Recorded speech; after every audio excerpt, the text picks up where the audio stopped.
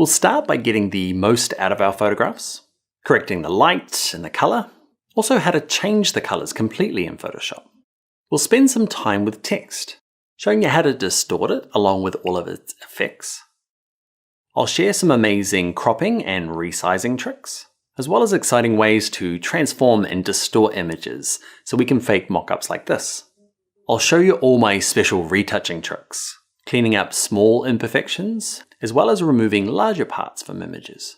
Before the end of this course, you'll be able to make simple masks like this, but you'll also have the skills for super tricky masks like this out of focus here.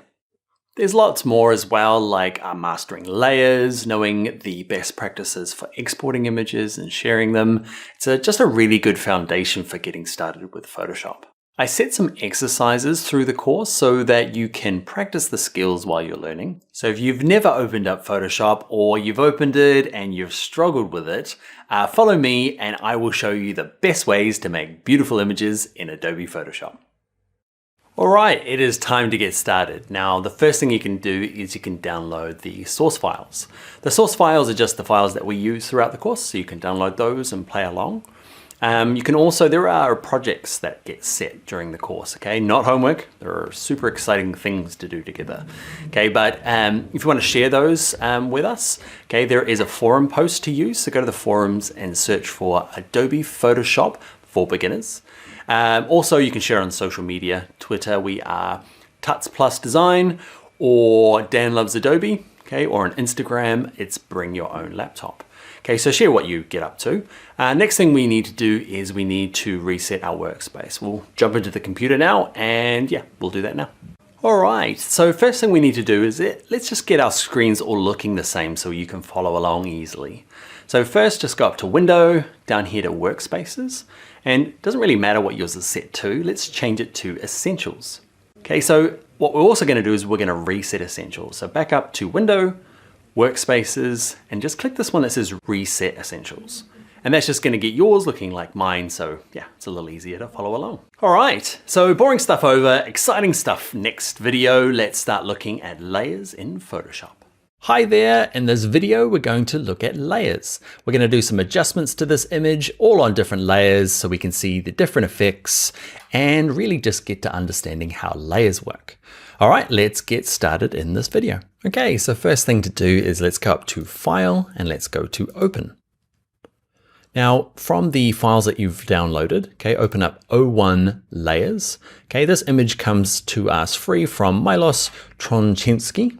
I practiced that. Let's open them up. Thanks, Milos. So the first thing we need to do is make sure you can see a layers panel. Mine's over here. If you can't see it, go to Window and just make sure the tick is on layers. What we might do is see this libraries panel here. We're going to look at him later in the course, but he takes up quite a lot of screen real estate.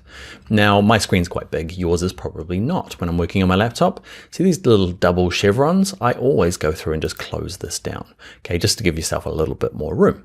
Okay, so down here in my layers panel, I've got one layer. By default, when you're opening up a JPEG, you'll get given the word background and it'll be locked, okay? What we want to do is right click the background, okay, and go to this one that says duplicate layer. We're going to give it a name. We're going to call ours Auto Tone, okay, and that's the first of the automatic features. We're going to click OK. Now it hasn't changed anything. I've just got two layers sitting on top of each other. Okay, I've got auto tone and auto background. Now with the auto tone layer selected, okay, it's kind of this light gray, or in earlier versions of Photoshop, it's kind of a blue color. So with it selected, let's go up to Image and let's go to Auto Tone. You ready? Stand back and pretty cool, huh? Pretty cool little automatic feature. Now what auto tone's doing is it's looking at the highlights, midtones, and shadows and trying to find kind of a better than the original we had. Okay, so it goes and does that for us.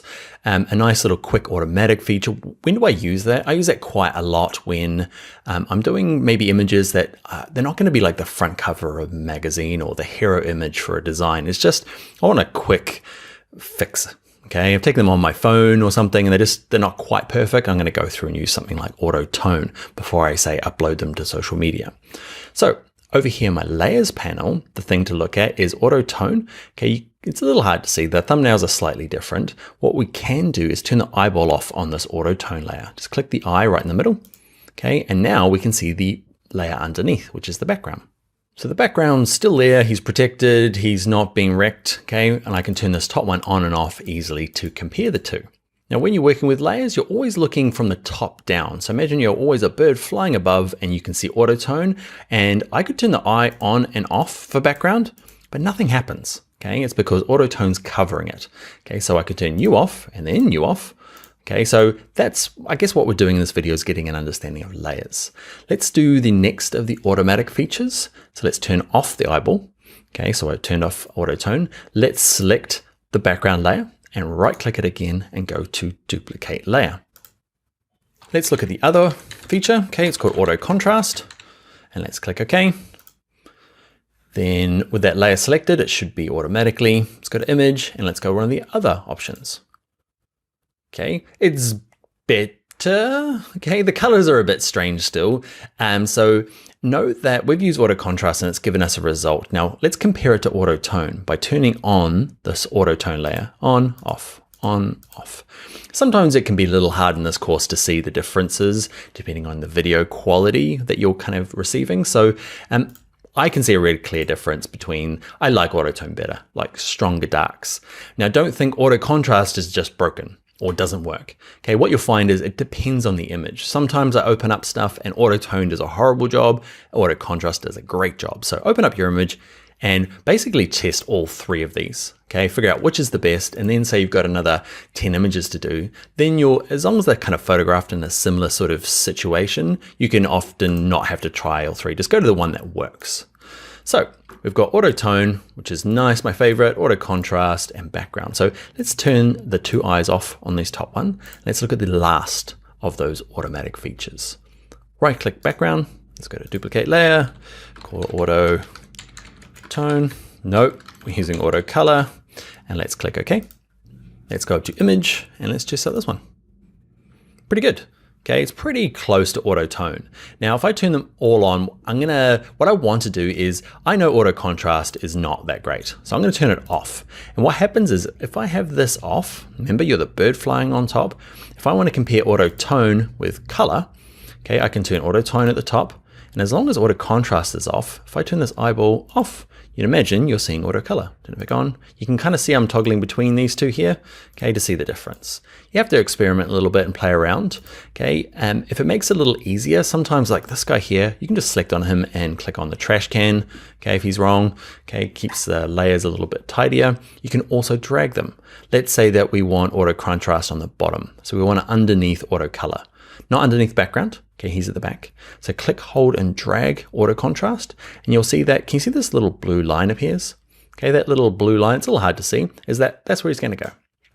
Okay, I would like you to play around. I'm gonna set you a little task. I would like you to have I want them alpha numeric order. So auto, oh my, ABCs. Auto colors at the top, then auto contrast, and then auto tone at the bottom. Okay, just to practice dragging them. That's all I want you to do really. And you'll notice that the difference between say auto color and auto contrast on the video, it might be so minutely different, just a slight color change. And then it's up to personal preference.